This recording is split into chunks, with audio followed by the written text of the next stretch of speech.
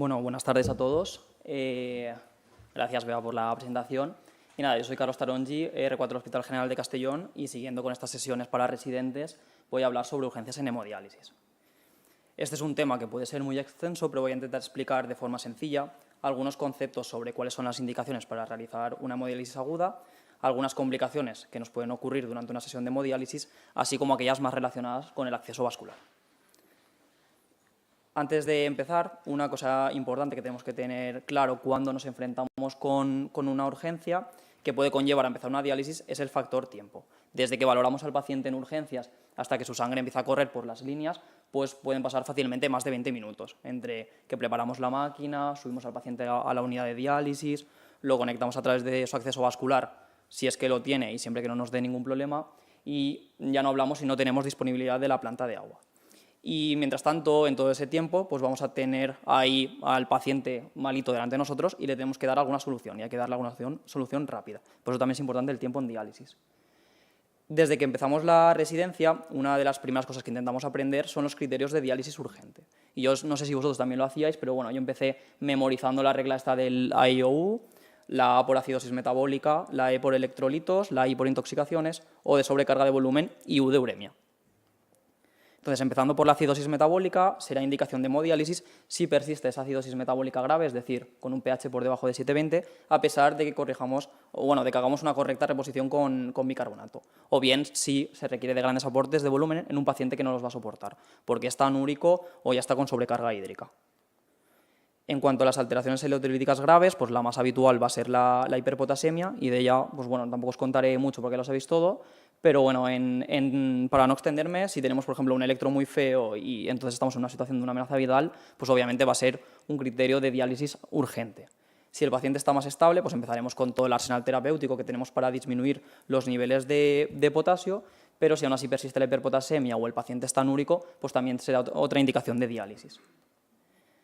Una cosa que tenemos que tener también en cuenta después de dializar a un paciente que ha entrado con unos niveles de potasio muy altos a la sesión es que, a pesar de haberlo conectado varias horas a la máquina o que incluso tengamos hecha una gasometría después de la sesión donde tengamos unos niveles de potasio pues más o menos decentes, es que debido al efecto rebote que tiene el potasio pues nos puede dar algún susto. ¿Y todo esto por qué lo digo? Pues porque igual es algo que vamos a tener que tener en cuenta por si precisa el paciente de adelantar la próxima sesión. Es decir, típicamente pues estamos de guardia, nos entra un paciente, sobre todo en las primeras sesiones, con un potasio de 8, acabamos a las 12, 1 de la madrugada y vemos pues, lo que tiene, por ejemplo, una gaso post con un potasio de 5 y nos quedamos más o menos tranquilos, pero todos sabemos que igual en las próximas 12 horas hay que volverlo a conectar porque igual el potasio lo volvemos a tener otra vez arriba. Otra alteración que debemos conocer es la hipercalcemia, y en este caso pues será indicación de hemodiálisis si tenemos una calcemia entre 18 y 20 junto a síntomas neurológicos, o bien una hipercalcemia que se acompañe de fracaso renal o una situación de insuficiencia cardíaca que nos impida administrar de forma segura la fluidoterapia. En cuanto a las intoxicaciones, pues una herramienta muy útil que se puede utilizar es entrar en la página del grupo EXTRIP para ver cuáles son las indicaciones de diálisis de determinados tóxicos. Por ejemplo, pues de la información de este grupo de trabajo se extrae estas tablitas que he puesto en la diapositiva, donde, como digo, se determinan las principales indicaciones para los principales tóxicos. Entonces, dentro de todas ellas, la que más frecuentemente vamos a tratar es la intoxicación por litio. Entonces, por ponernos un poquito en situación, un caso clínico, y estamos pues, ya durmiendo a las 2 de la madrugada y de repente pues, nos pega un susto el busca porque nos llaman desde un hospital comarcal que no tiene diálisis y nos comentan este caso, el de un señor con un trastorno bipolar que está en tratamiento con litio, que ha ido esa misma mañana a urgencias por diarreas y hipotenso y le han administrado fluidoterapia, ya no está hipotenso, pero ven que aún así sigue un poco adormilado, un poco lentito. Entonces, la función renal la tenía normal, pero se han acordado de la litemia y han visto que está en 2,8. Entonces, la compañera de urgencias de este hospital nos lo comentaba por si tuviese criterios de diálisis y entonces, no sé vosotros si aceptaríais el traslado o no. Entonces, si queréis a mano alzada también, el paciente está estable, con buenas tensiones, función renal normal, entonces no va a requerir de diálisis, o B, el paciente está con clínica neurológica y requiere de diálisis. No sé quién piensa la A o quién piensa la B. Muy bien. Pero bueno, vamos a ver qué nos dice EXTRIP. Entonces, según esta página, las intoxicaciones por litio, pues habrá que dializarlas cuando tengamos una litemia por encima de 5, una litemia por encima de 4 junto a fracaso renal, a cualquier concentración de litio, siempre que haya alteraciones neurológicas o arritmias que supongan una amenaza vital. También, si pensamos que nos va a costar mucho tiempo reducir la glicemia por debajo de 1, estas guías dicen más de 36 horas, únicamente con tratamiento médico, o bien, como siempre, pues si tenemos un paciente que no va a tolerar grandes volúmenes de fluidoterapia. Otra situación habitual que nos suelen comentar desde urgencias son las sobrecargas de volumen. Entonces nos suelen contar pues, un paciente con disnea de reposo, ortopnea, edematizado periféricamente, hipoxémico y obviamente pues, que está anúrico. Y entonces, pues como siempre, primero la lógica. Si supone una amenaza vital porque el paciente está en edema agudo de pulmón, pues obviamente habrá que dializarlo. Si el paciente está más estable, pero no responde a tratamiento médico y sigue anúrico, pues también será otro criterio de diálisis. Entonces, en estos pacientes tan sobrecargados, dado que inevitablemente vamos a tener que realizar sesiones con altas tasas de ultrafiltración, algunos trucos que podemos utilizar para mejorar la tolerancia a la sesión de diálisis, pues pueden ser, por ejemplo, realizar una ultrafiltración aislada, es decir, sin utilizar líquido de diálisis. También podemos aumentar la concentración de sodio en el líquido de diálisis o utilizar perfiles de sodio, o bien en este mismo líquido de diálisis reducirle la temperatura. Y finalmente, en cuanto a la uremia, pues será indicación de diálisis si aparece alguna alteración secundaria a ella, como puede ser una encefalopatía urémica o una pericarditis urémica. En estos pacientes urémicos, sobre todo en los que tienen unos niveles de urea muy altos, hay que tener un poco en cuenta esto para la pauta de diálisis, al igual que en las primeras sesiones de diálisis. Entonces, en base a eso, también os quería preguntar cuál de las siguientes opciones veis más compatibles con la pauta de una primera sesión de diálisis. Realizar una diálisis de 4 horas de duración. B, utilizar un flujo de líquido de diálisis a 500 mililitros por minuto. C, emplear un dializador de 1,1 metros cuadrados de superficie. O D, realizar una ultrafiltración únicamente de 500. ¿Quién pensáis, la A o la B, la C y la D? Vale. Como decía, ya todos sabéis que las primeras sesiones de diálisis pues las debemos hacer un poquito diferentes. Las tenemos que hacer con más cariño. ¿Y qué quiero decir con esto? Pues que tienen que ser sesiones más cortitas, de 2 horas de duración. Debemos utilizar flujos sanguíneos bajitos, por ejemplo, a 200 mililitros por minuto. También flujos de diálisis más bajos, pues por ejemplo, utilizaríamos 400 mililitros por minuto. Y luego utilizar dializadores de pequeña superficie, entre 0,9 y 1,2 metros cuadrados. Esto para las primeras sesiones y luego ya posteriormente iremos haciendo una mejor diálisis. Con todo ello, lo que vamos a disminuir es el riesgo de síndrome de desequilibrio dialítico. Y luego, también aprovechando la pregunta, esta ultrafiltración que programemos en una primera sesión de diálisis realmente va a depender más de la tolerancia hemodinámica que tenga el paciente, por lo sobrecargado que esté, por lo que dure la sesión, que no del propio hecho de ser una primera sesión de diálisis. ¿Y por qué es importante tener un flujo sanguíneo y un flujo de líquido de diálisis bajito? Pues bueno, esto nos lo responde esta gráfica. Abajo tenéis el flujo sanguíneo de distintos colores, el flujo de líquido de diálisis, y a la izquierda el aclaramiento. Entonces, como veis, a medida que tenemos menores flujos, vamos a tener un menor aclaramiento y, por tanto, una diálisis menos eficaz, que es lo que nos interesa en estas primeras sesiones. Y bueno, ya finalizamos con las indicaciones de diálisis, ya nos encontramos a nuestra paciente conectada a la máquina de diálisis y durante una sesión ya sabéis que nos pueden pasar un montón de complicaciones, todas estas y más. Y bueno, voy a contar solo alguna de ellas para no extendernos tampoco mucho. La más frecuente va a ser la hipotensión arterial y hablamos de hipotensión intradialítica a cualquier descenso de tensión que nos dé síntomas o cuando hay una presión arterial sistólica por debajo de 90. Esta va a ser más frecuente en pacientes que tienen mucha ganancia interdialítica, ya que van a requerir de altas tasas de ultrafiltración y va a hacer que a veces no se dé tiempo a que se llene el volumen intravascular.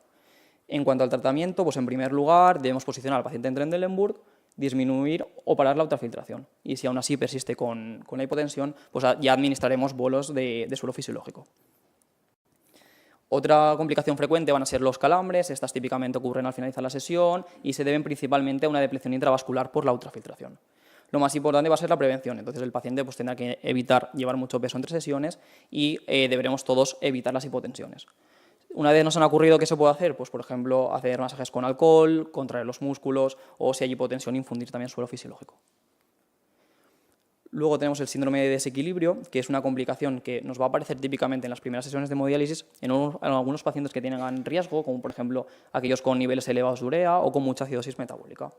Va a cursar con clínica neurológica y se produce debido a cambios osmóticos tras la diálisis, que van a provocar un edema cerebral. Como siempre, pues lo más importante va a ser prevenirlo, sobre todo en estos pacientes con riesgos, y por ejemplo algo que podemos hacer es seguir esas recomendaciones que yo comentaba anteriormente de cómo debe ser una pauta de una primera diálisis. Si nos ocurre durante la diálisis, pues habrá que detenerla y se puede utilizar manitol o suero hipertónico. Y luego durante una sesión de hemodiálisis pues también nos pueden ocurrir reacciones alérgicas o de hipersensibilidad. Clínicamente pueden cursar desde un cuadro leve de afectación cutánea hasta un cuadro más grave de dolor torácico, inestabilidad hemodinámica, broncoespasmo, que incluso nos lleva a una parada cardíaca. Estas reacciones alérgicas pues, pueden deberse a la membrana del dializador, más frecuente con membranas sintéticas que con celulósicas, también a un desinfectante mal aclarado, al uso de algunos esterilizantes, anteriormente ocurría con el óxido de etileno, a la presencia de algunos contaminantes en el líquido de diálisis y también al uso de algunos fármacos dentro de la sesión, sobre todo pues, obviamente heparinas, hierro o antibióticos. Si tenemos una reacción leve, pues podremos continuar con la sesión, pero obviamente teniendo muy monitorizado al paciente, muy controlado. Si es una reacción más grave, pues sí que deberemos acabar con la sesión y, muy importante, sin retornar al paciente. También administraremos tratamiento sintomático, oxígeno, sueroterapia, corticoides, lo que le haga falta en ese momento, y además deberemos valorar cambiar el filtro en la próxima sesión a una membrana celulósica. Y finalmente pasamos a las complicaciones relacionadas con el acceso vascular. Otra llamada frecuente que nos suelen hacer pues desde los centros de diálisis, desde urgencias, es por fiebre en un paciente que lleva catéter. Entonces, en primer lugar, deberemos descartar que el origen de la fiebre no sea otro, porque ya sabéis que la bacteriemia asociada al catéter pues, es un diagnóstico de exclusión. Aún así, siempre la tenemos que tener en mente y siempre la debemos de tratar ante la mínima duda. Extraemos homocultivos, idealmente de sangre periférica y de las luces del catéter, y tendremos que inspeccionar que no hayan signos de infección local, especialmente de tunelitis. En cuanto al tratamiento, pues administraremos antibioterapia empírica de amplio espectro que cubra tanto gram positivos como gram negativos y, por ejemplo, en nuestro hospital pues, utilizamos vancomicina y ceftazidima, pero esto va a depender un poquito de los distintos centros hospitalarios. Y finalmente habrá que retirar este catéter si estamos ante un catéter central que sea temporal, hayan signos de tunilitis, el paciente nos venga en shock séptico, el paciente tenga una mala evolución después de 2 o 3 días de haber empezado un antibiótico adecuado, evidenciemos que hay afectación metastásica, es decir, pues a distancia, una endocarditis, una espondilodistitis, o si se aísla algún microorganismo que sea virulento, como un aureus, una pseudomonas o una cándida. Luego, otra llamada que nos suelen hacer, por ejemplo, en este caso pues, nuestros compañeros de enfermería, es porque un catéter pues, no les vaya, pues porque no se puede conseguir un buen flujo en la máquina, que nos dé aumento de presiones, es lo típico que se suele decir. Entonces, esta disfunción de catéter puede ser precoz, si ya ocurre desde la primera sesión, o tardía. Entonces, la disfunción precoz se relaciona con la mala posición de la punta del catéter o con el acodamiento de este catéter, mientras que la disfunción tardía se debe sobre todo a la trombosis. ¿Cómo manejamos una disfunción de catéter? Pues bien, en primer lugar, tendremos que hacer una radiografía de tórax para ver si está correctamente posicionado este catéter. Idealmente, la punta del catéter tendrá que estar localizada ahí donde os señalo yo en rojito en la radiografía de tórax, aproximadamente a unos 2 cuerpos vertebrales por debajo de la carina traqueal. Si el catéter está bien puesto, la punta está en el sitio, no hay acodamientos, entonces empezaremos con lavados con suelo fisiológico. Si aún así el catéter sigue sin ser permeable, pues ya nos tendremos que plantear administrar fibrinolíticos. Hay muchos protocolos de terapia con fibrinolíticos, por ejemplo, pues nosotros utilizamos uroquinasa, utilizamos 50.000 unidades por ramal y luego dejamos sellado el catéter pues media horita o 1 horita hasta que haga efecto. Y esto se puede repetir pues, un par de veces. Si aún, a pesar de los fibrinolíticos tampoco sigue sin ir, pues entonces ya nos tenemos que plantear una terapia intervencionista, que en este caso pues, consistirá en recambiar el catéter y la mayoría de las veces, como se verá una vaina de fibrina, pues angioplastiarla. O bien, si no, pues ya colocar el catéter en otra posición. Esto sería, por ejemplo, unas imágenes de esto que os comento, ¿no? de una vaina de fibrina que ha hecho una estenosis y entonces hemos tenido que hacer una angioplastia. Siguiendo con los catéteres, otra complicación pues, puede ser, por ejemplo, una obstrucción del CUF. Esta pues, puede ser accidental, muchas veces no sabemos por qué ha ocurrido, pero siempre debemos descartar que haya un origen infeccioso detrás. Y el tratamiento pues, va a ser fácil, será recambiar el catéter. Y luego pasamos a la fístula arteriovenosa, su principal complicación ya sabéis que es la trombosis, y lo mismo que con el catéter. ¿Por qué no suelen avisar? Pues porque no se nota el pulso ni el thrill, porque no se puede canalizar la fístula, o si se canaliza salen coágulos, o porque la máquina pues, siempre da presiones. Cuando nos pasan estos problemas, la mejor herramienta que podemos utilizar es hacer una ecografía Doppler de la fístula y en ella pues, podremos ver si hay trombosis, si hay estenosis, que ya sabéis que es la principal causa de la trombosis, o por ejemplo pues, localizar nuevos sitios de punción. Si confirmamos que hay una trombosis, pues esto también es una urgencia, entonces también se deberá resolver cuanto antes. ¿Qué hacemos nosotros? Pues bueno, cuando hemos visto la trombosis en la ecografía, inmediatamente vamos corriendo a los radiólogos intervencionistas, les pedimos por favor que nos hagan una fistulografía y entonces intentar rescatar la fístula mediante una trombectomía y una angioplastia si ven la estenosis. O bien, pues si no se puede disolver el trombo o no se puede rescatar la fístula o por las características del paciente, entonces implantan en el mismo acto un catéter tunelizado para que el paciente pues obviamente tenga un acceso con el que dializarse. Y como decía, la trombosis de la fístula también es una urgencia, porque en esta patología pues, también es fundamental el tiempo, ya que se ha visto que si se interviene en las primeras 48 horas, pues va a haber más probabilidades de salvar esa fístula. Pero a pesar de que insisto que en la trombosis de la fístula es una urgencia, antes de realizar cualquier procedimiento intervencionista siempre debemos descartar que el paciente obviamente no tenga urgencia dialítica. Es decir, si está tan sobrecargado que no va a tolerar el decúbito o tiene una hiperpotasemia que nos da miedo, pues obviamente primero es mejor ser precavidos, ponerle un catéter y luego ya en un segundo término pues actuar sobre esa fístula. Y nada, estas serían las conclusiones, la bibliografía utilizada y esto es todo. Muchas gracias.